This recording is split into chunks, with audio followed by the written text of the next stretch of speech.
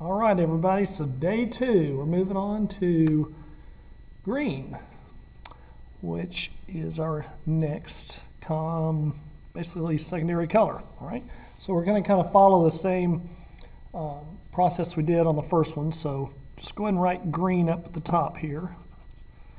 And then green's going to equal yellow and blue. All right. So today we're going to paint a pear, all right, like the fruit. And so you're going to draw within this little area right here. And what you're going to do, draw a circle, like so. And then right up here on top, it's going to get like a cone with a flat top, okay? And then we're going to do the lighting from this side today. So your shadow line is going to start right about there. Don't let it peek out there, and then it's going to come all the way across like so. Okay? Once you get this cone and circle drawn on there, you're going to round off the top and curve this edge. So you'll have that shape right there. And then at the top, we're going to make a stem, and all that is a bent triangle like that. Okay? So what I'm going to do today is I'm going to use a lot of, with a pear, it's green, but it typically has a yellowish base to it. And so what I'm going to do is I'm going to go ahead and fill in the shape here. And when I do this, I'm going to use quite a bit of paint, because my goal will be to blend my colors together while they're still wet. And that'll hopefully give me some good mixing on here, all right? And so I'm going to go ahead and put yellow in there. I'm going to put some yellow up in the stem, and then I'm going to put yellow down in the shadow as well. Because like I said, shadows have like a color to them, okay? And then get yourself a second brush. All right. So I think I'm going to use, what am I going to use today? I'll just use a pointy one like this, okay? And so, like yesterday, the red is so strong, you want to start with that lighter color when you do these. Now today, the blue is even stronger than the red, so the amount of blue you're going to use is going to be kind of minimal. All right, so don't use too much blue, because it'll darken the yellow up too much, and you'll see when I start to shade this what I'm talking about. So since my yellow paint is wet, so this is the bright side, this is going to be yellow.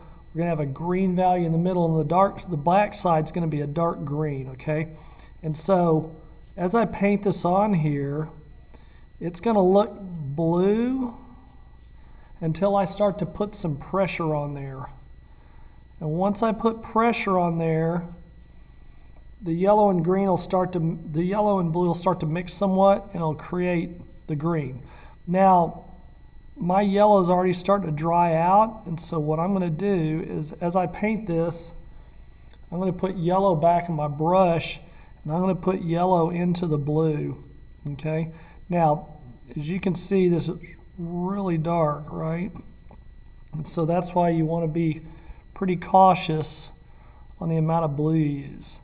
Now, one thing here, when you put the yellow back on top, you can see how quickly the blue absorbs it, okay? So if you want it to be brighter, as you put the yellow in there, just don't put a lot of pressure. You're trying to kind of put it on the top of that, and then as you push down, use less pressure, and the yellow won't mix in quite as much. It'll help keep it lighter.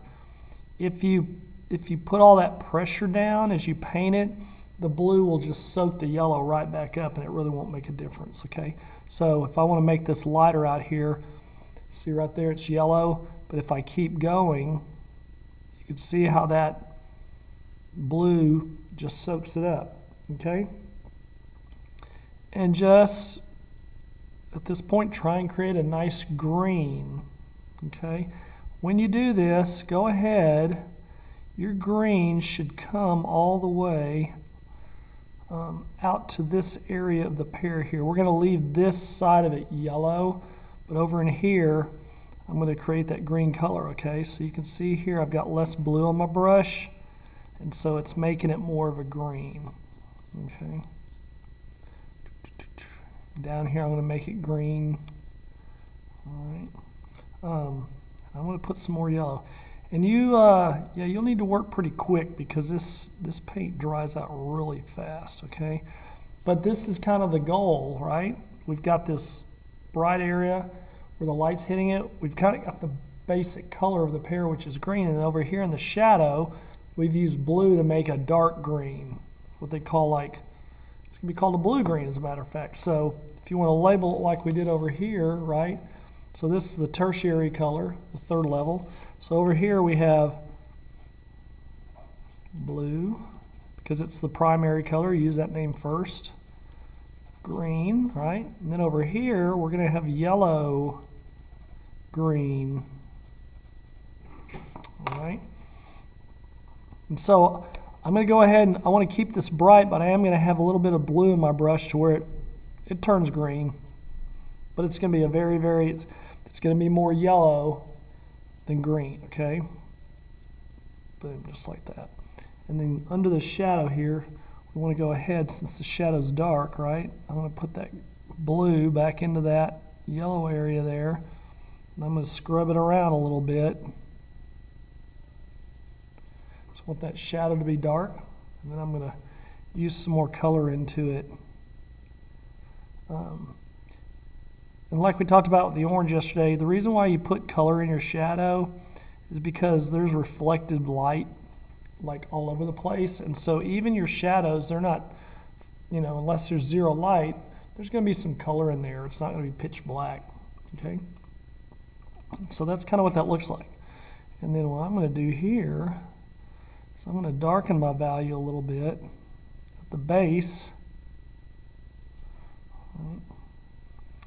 And then I'm also going to put, because there's no light getting right here, so it's your darkest value, right? So I'm going to make sure that has a nice shadow right there.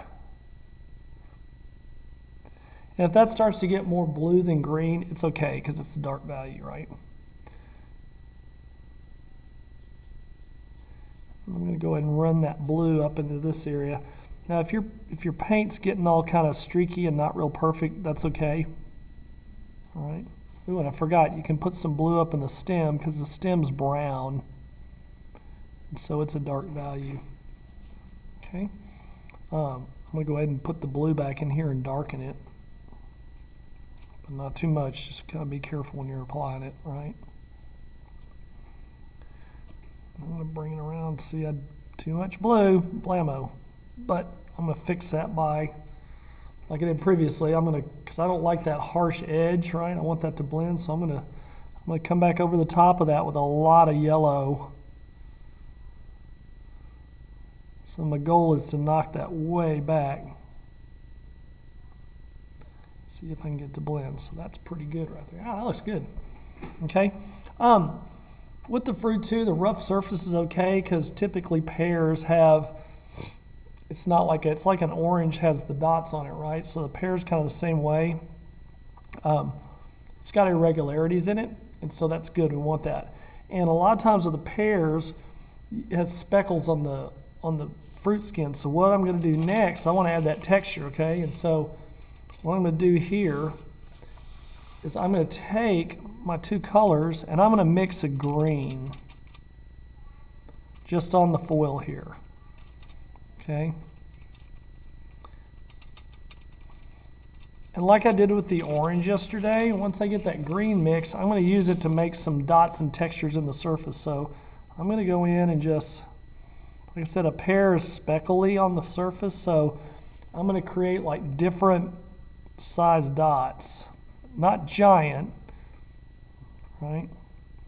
But I want that surface to have some irregularity to it. It almost looks like an avocado at this point,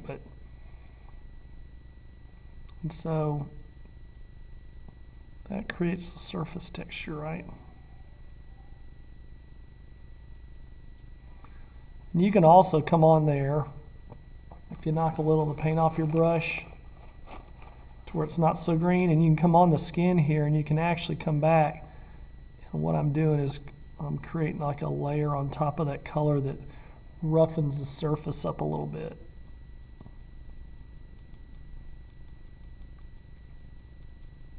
Let me bring it a little bit over here. I'm not going to do too much over here, but you can see the less paint I get on my brush, the little marks are becoming a lot more subtle, and that's good because they're not like super obvious. They're there, but they're not